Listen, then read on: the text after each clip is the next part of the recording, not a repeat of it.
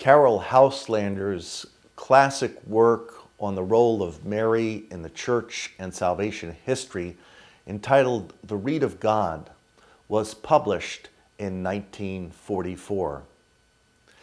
Caryll Houselander was a great English mystic who experienced all sorts of different types of crosses in the course of her life. She experienced the cross of a parental breakup as a young girl. She had all sorts of anxiety attacks and psychological and emotional difficulties that were very painful. She fell in love with a man named Sidney Riley, an English CIA type of agent who died in a Soviet communist prison in 1926. And so she experienced all sorts of different types of crosses and psychological pains.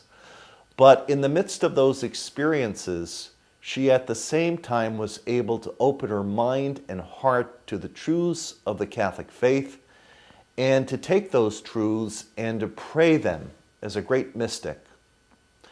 Monsignor Ronald Knox, the great biblical translator and Oxford Don, spoke about how Caryll Houselander in her writing was able to take the driest doctrine, and in a certain sense he used the image of restoring a painting to its splendor. Caryll Houselander had that capacity to take some sort of doctrine that seems dry and then to give it great color and great life and great fidelity to the truth. That's one of her great charisms. In The Reed of God, she explores the role of Mary in the church and in salvation history. And she takes the sacred scriptures and finds beautiful ways of giving us provocative insights in terms of Mary's presence in the inspired sacred scriptures. One of her insights is that Mary is usually in a crowd in the sacred scriptures. She, at the very beginning, she's rejected from, Joseph and Joseph are rejected from the inns because of the crowds. At the wedding feast of Cana, she asks our Lord to perform his first miracle right in the midst of a crowded wedding reception. At the foot of the cross, there are crowds around the cross, people who are hostile, but also some of our Lord's followers very discreetly at a distance. But Our Lady comes directly through the crowds, directly to our Lord right from the crowds. But she shows us that marvelous fidelity.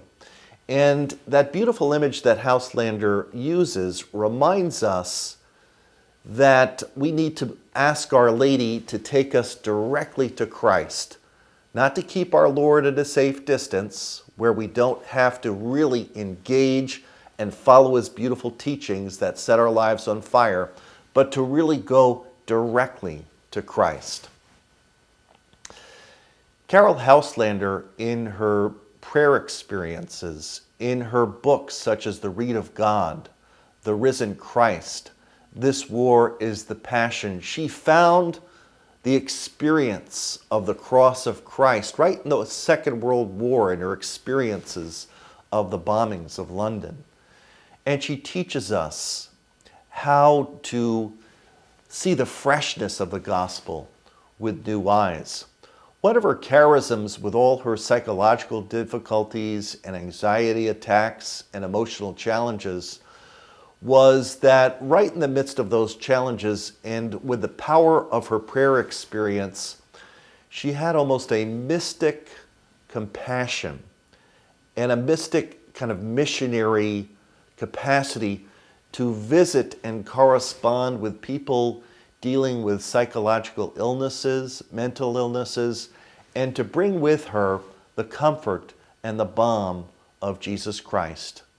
She teaches us that whatever our psychological or emotional wounds are, whatever traumas we've experienced in life, that our Lord wants to bring a great spirit of healing to those traumas and in so doing to give us the grace to take the insights of the pains of life and to be great bridges of healing to all those we meet.